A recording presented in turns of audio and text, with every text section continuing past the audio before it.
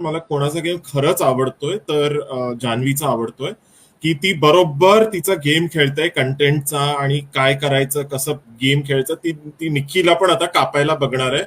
ती आता मला खरंच वाटतं की ती निक्कीला जर आणि निक्कीला अजून ते म्हणजे जेवढं जान्हवीचं डोकं चालतं ना तेवढं निक्कीचं नाही चालत असं मला वाटतं. आणि ती खूप मोठा थ्रेट होणार आहे ह्याच्यासाठी निक्कीसाठी. आणि मस्त मजा येणार आहे. मला खूप खूप आवडलं जान्हवीचा गेम.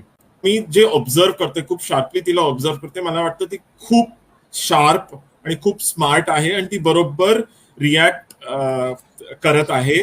तर ती अटलिस्ट म्हणजे निक्कीच्या वर नाही गेली तरी ती इक्वल आहे निक्कीची आणि ती म्हणजे बरोबर तिला तोडीस तोड तिच्या बरोबर खेळेल आणि आपल्याला कळेलच या वीक मध्ये काय होतं.